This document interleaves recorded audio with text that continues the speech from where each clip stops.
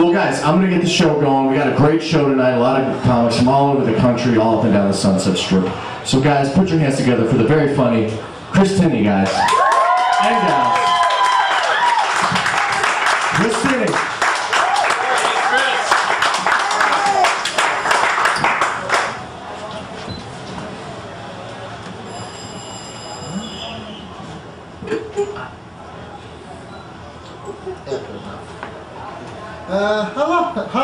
Hello, good evening.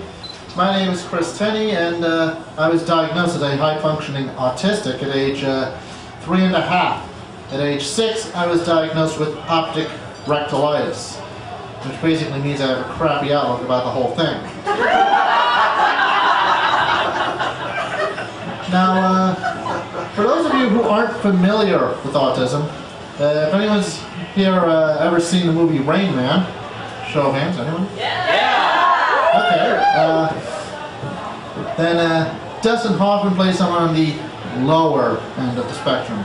Now, his character was a savant, and not all of us are savants, so please don't throw any swizzle sticks up here and ask me to comment. Thanks. Now, when I was about 10, there was this woman at a restaurant who poured a box of toothpicks in front of me and asked, "How many toothpicks do you see?" And I was pretty much, well, the box says 100, so I'm going to go out on a limb here.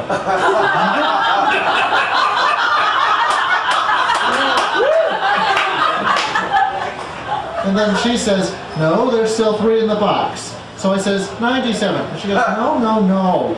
I'm going, "What do you mean, no, no, no? Look, I may be autistic, but I can't subtract whole numbers.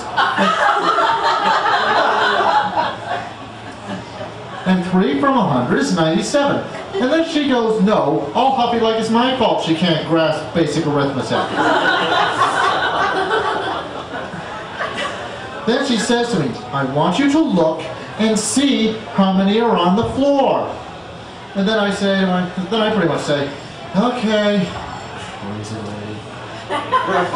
I'm looking at the toothpicks in the box. I'm looking at the number 100 printed on the side of the box. So I see that 97 are on the floor.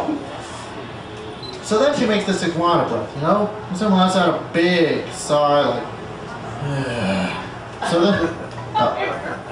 So then she bends down, grabs a handful, and says, "Now how many do you see?" And I say, so then I ask, "Well, how many did you take?" And she says, "I'm not telling you. I was only like, what, 5th grade at the time? But I pretty much remember thinking to myself, this is probably the most screwed up math quiz I've ever taken in my life." So then she reiterates, "I want you to look and see how many are on the floor." So then I just go, 1, 2, 3. So then she makes the iguana breath again. Forget it. And I say, "Okay, can we get my Happy Meal now, Mom?"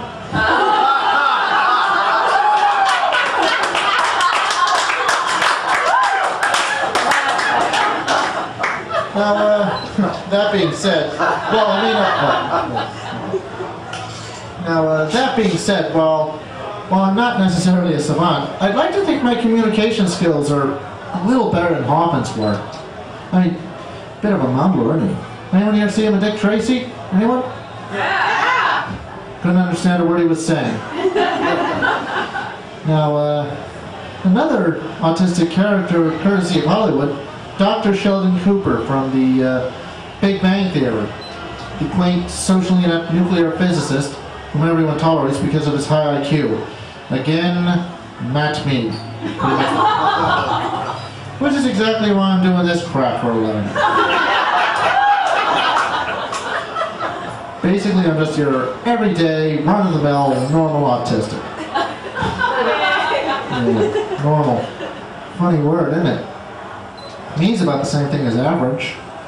If a doctor were to tell parents their child is normal, they would be all relieved, thrilled, whew.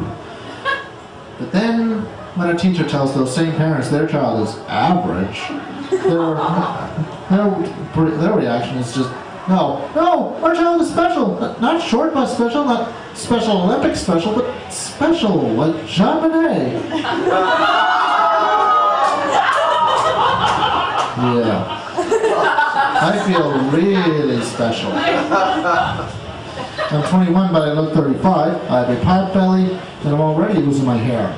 Top it all off, my sister published her first short story and written her first novel at the age of 18, while I still have to wear Velcro and slip-on shoes because I can never learn to tie a bow.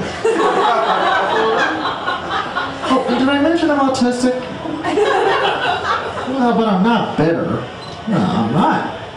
I just happen to think that God made me at the end of the week. Yeah. On an off day when he was bored with brilliant minds, muscular torsos, and huge genitals.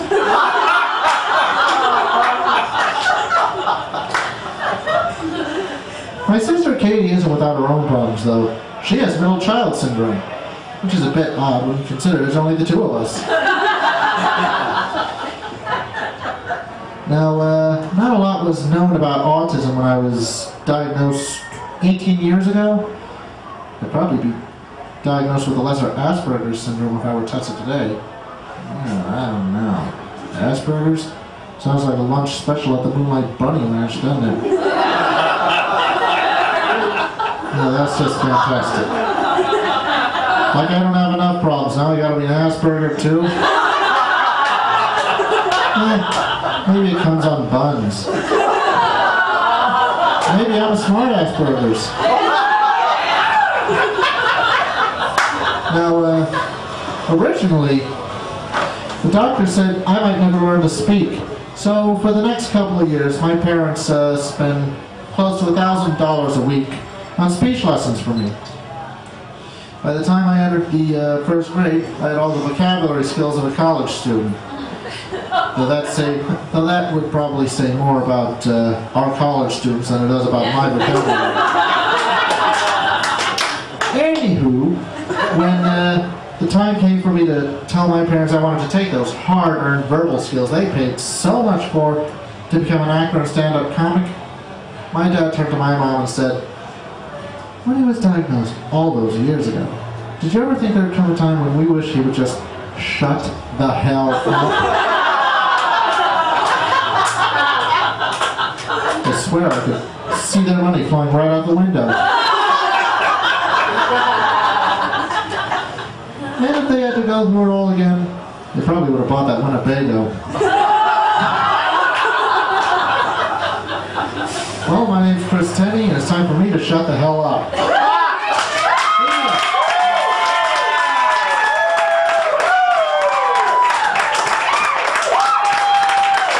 Give it up for Chris Tenney. Good to see Tenney on the radio. Very funny Canadian. Very funny. He said that like he's been to the Boney Ranch and had the Asperger's. I'm like, is that on the menu? Let him hear it one more time, guys. Chris Tenney.